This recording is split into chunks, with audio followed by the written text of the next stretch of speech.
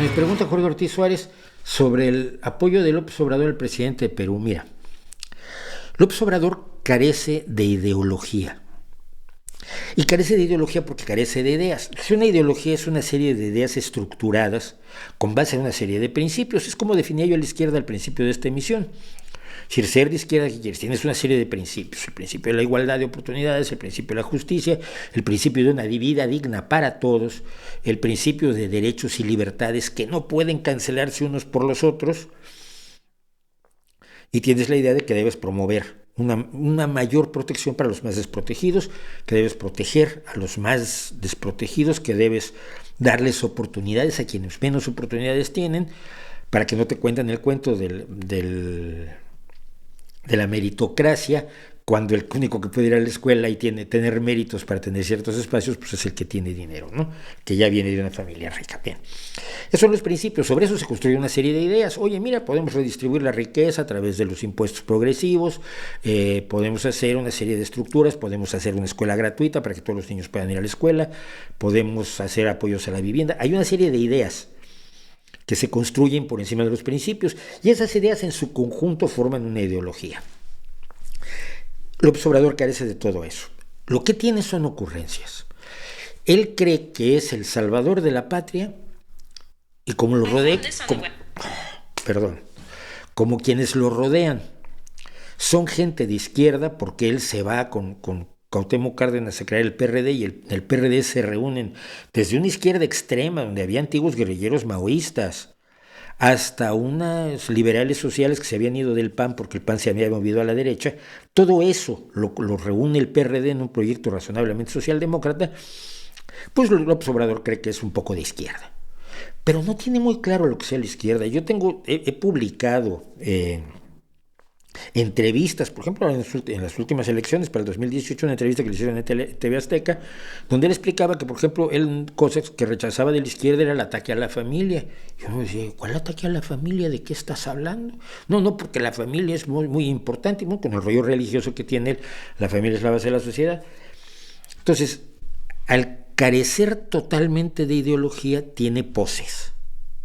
Es una pose antiimperialista porque hay que ser antiimperialista y porque quienes lo rodean, el Fisgón, Helguera, Pedro Miguel, Salmerón, entonces han sido gente de izquierda, fueron gente de izquierda antes de convertirse en meros psicofantes de un caudillo populista. Entonces ellos lo mueven. No, es que Cuba es guay. Bueno, pues está bien, apoyaremos a Cuba. ¿Por qué? ¿En qué te basas? ¿Cuáles son las ideas que hay detrás de vamos a apoyar una dictadura feroz?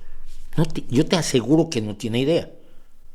Es una reacción, un narcorreflejo que se ha creado. Vamos a apoyar a Nicaragua. Oye, pues que este tío está matando gente, está torturando, está metiendo gente a la cárcel. Es peor que Somoza en muchas cosas. Se ha convertido Daniel Ortega en algo horroroso, y sigo yo viendo poder hacer la entrevista con Sergio Ramírez aquí en este canal. No sabe por qué apoya a Nicaragua, por los sandinistas, porque el sandinismo luchó contra Somoza, pues en aquellos años yo también los apoyaba, no te jode.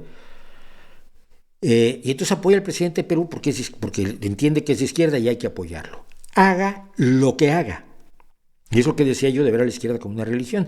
Pero cuando ni siquiera la ves como una religión, porque no tienes ideas ni ideología, sino lo único que tiene son poses, pues te van diciendo, hay que apoyar sí, yo lo apoyo, hay que irse contra Trump, oye Trump, y mira, escríbeme un libro contra Donald Trump, y entonces uno de los plumillas ahí que tiene, escribió rápidamente un libro, oye Trump, y el día que se reunió con Trump, se bajó el pantalón, le dijo, ¿cómo te gusta más?